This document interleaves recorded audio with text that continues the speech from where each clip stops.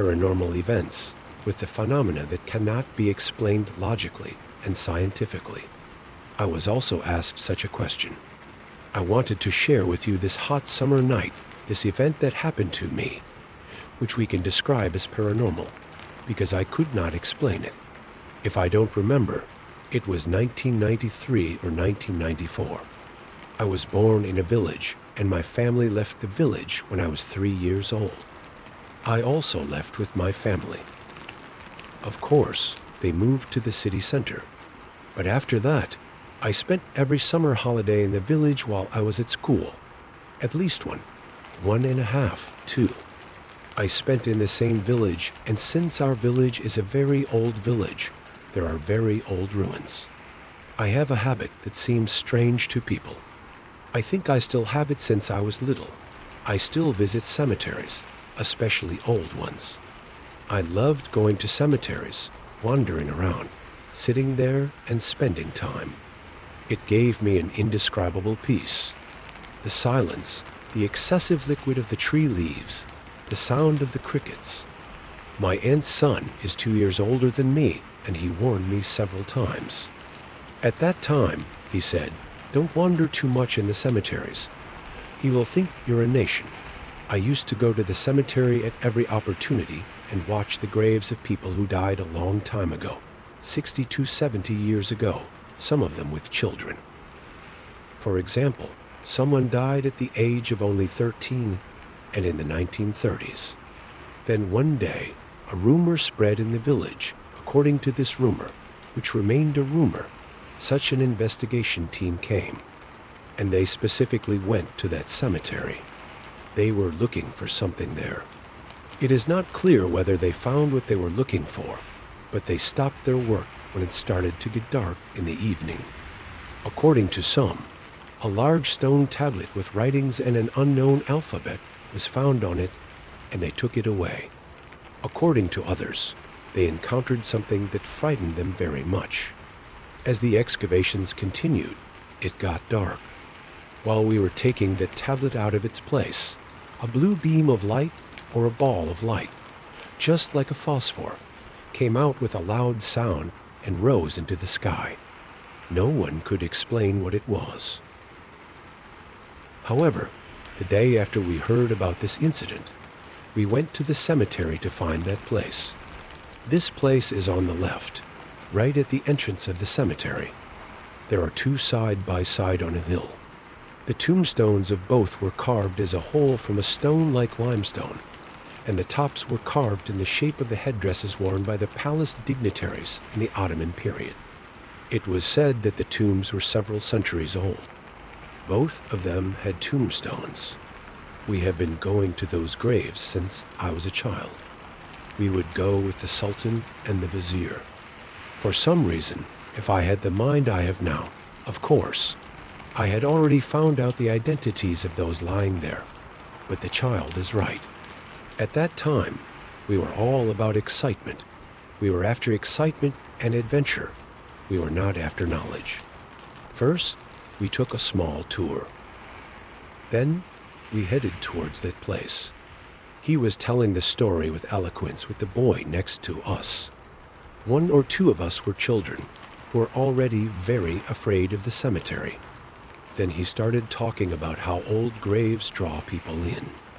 Anyway, he talked about this too and finished it. Just as we reached the place where those researchers were supposedly excavating, suddenly the soil under their feet collapsed, and it was about how far did the deli fall into it. The story has just been told. The only thing with me is my aunt's son, who stands at a distance and extends his hand to me to avoid falling inside. The others are shouting from a distance to get out of there. They are all scared, of course, because they think the grave will swallow me whole. It was incredibly hot inside, friends, and the ground seemed very soft, and as the old saying goes, an old man. I bent down and put my hand in. I felt something in my hand, and I took it out. It's a long thigh bone. The description belongs to a human. "Auntie, my son is kicking around. What are you doing?" put it in its place. Crazy. I took out another bone from my hand. Like I'm arranging the bones around the grave, and it's not something a smart person would do anyway. It's not ethical. I'm obsessed with the skull. I'm going to find the world's skull and take it out. I'm after it.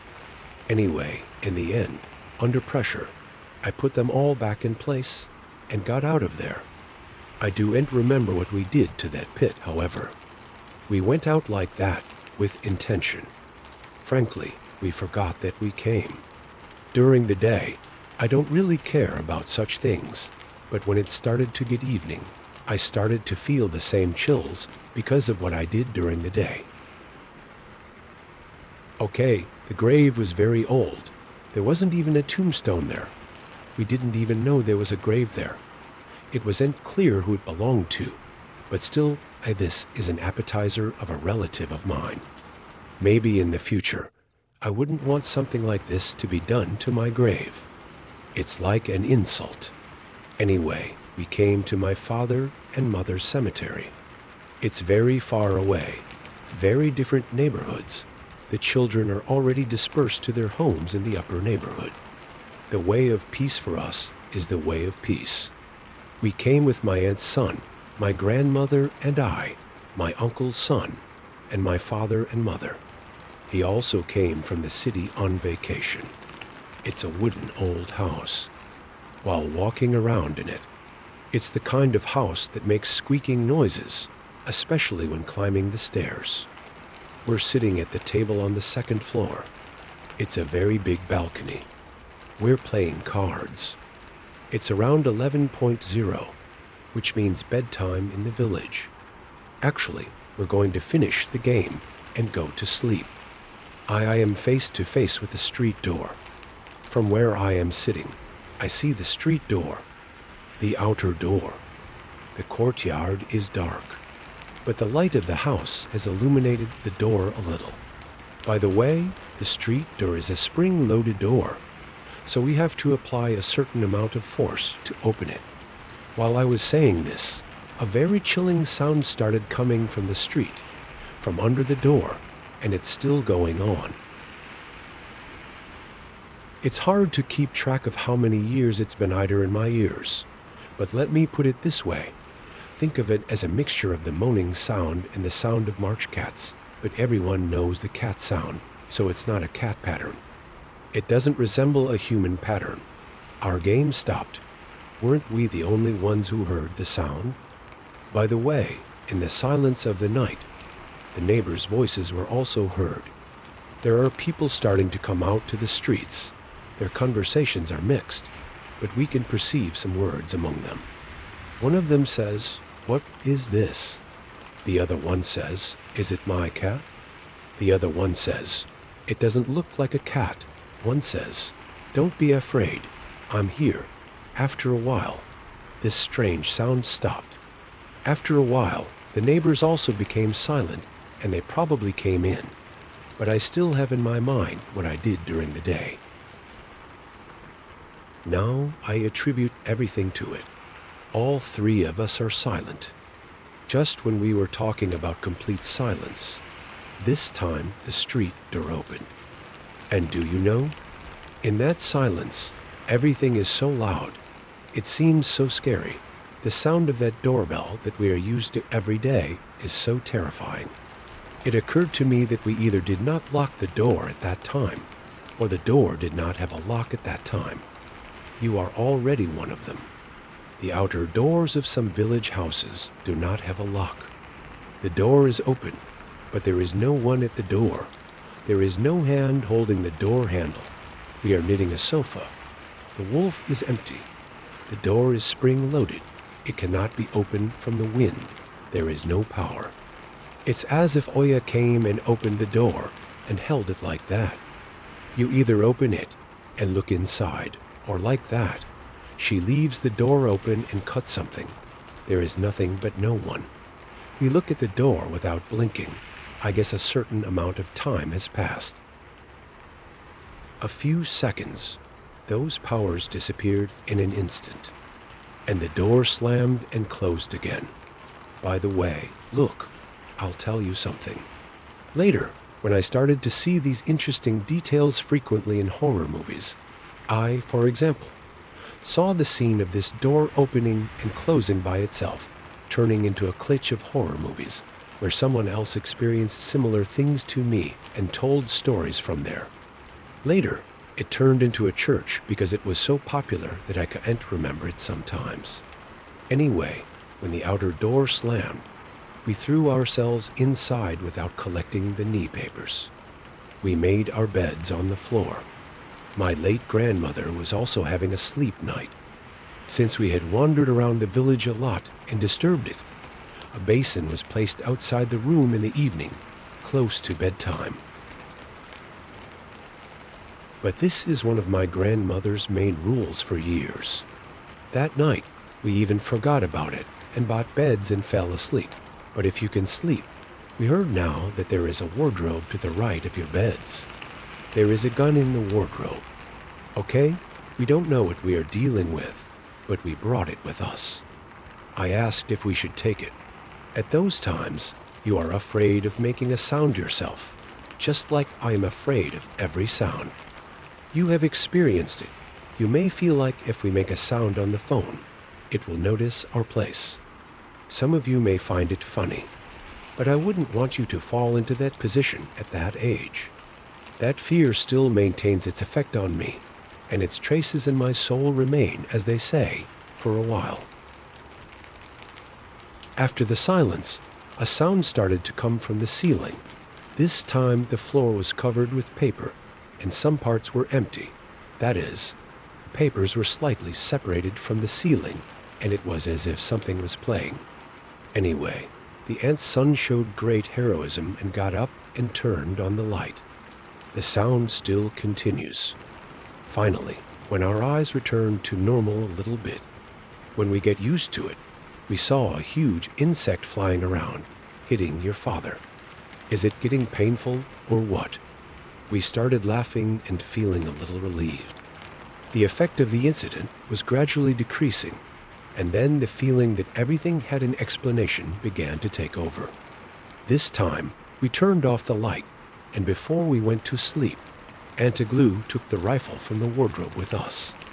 We put it on. The light was turned off again. Silence.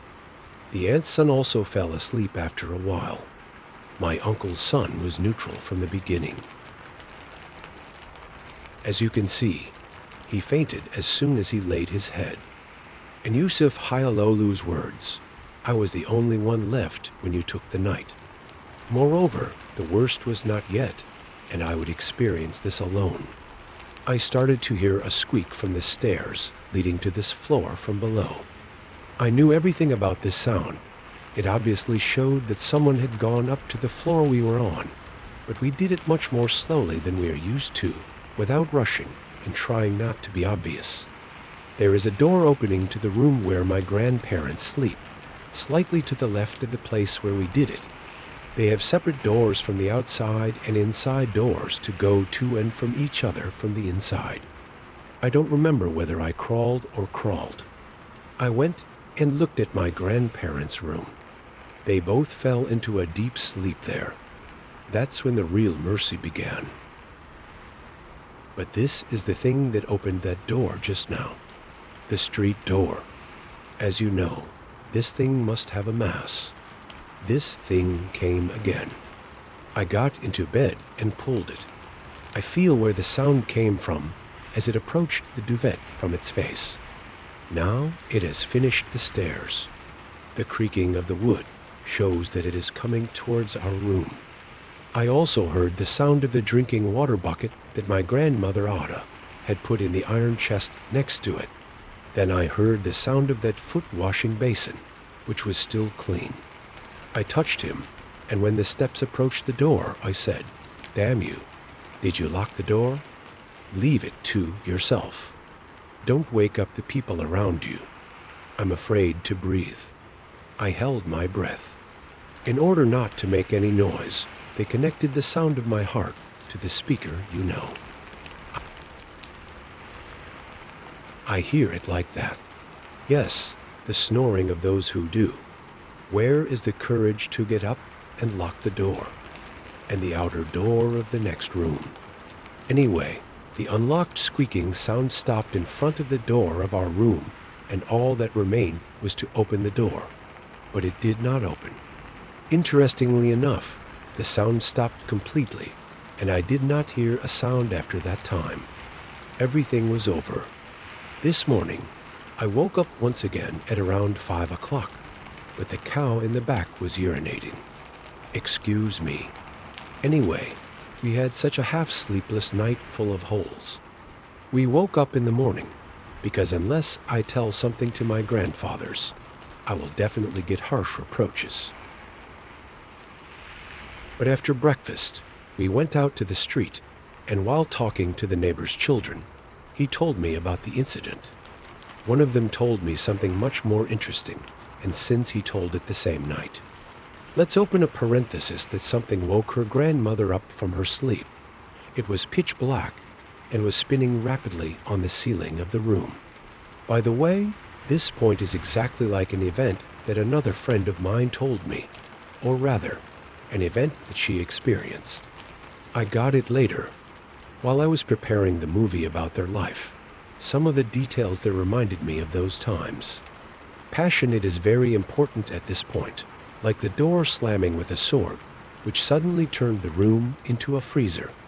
There is something very dark and black in the sheep. It is not fixed. Think of it as a concentrated mass, but it is very intense. Those who hear this will definitely write that it is a genie, but I think I have not seen such a thing, to be honest. That's what the neighbor kid told me that day, and it was the same as what my other friend told me wore. They say there is a black tornado returning to him, and it's the spirit of death, as I said. I'm not a master of the field, but as far as I understand, this is anyway. It comes out when something is disturbed a lot, and his grandchildren too, as you know. They have been fighting against those evil metaphysical forces all their lives. The neighbor boy tells his grandmother's story that when that black thing appeared, their dogs started crying terribly, and the animals in the barn started to hear such wailing sounds. Then, as he said, a voice came from inside that whirling hurricane. This is a strange question. I have read many similar cases. Tell me, it happened in the moments. This is the common point of such cases. When the thing I mentioned came, the thing that made the pitch-dark political environment icy and cooled, would definitely ask a question, but it was an incomprehensible question.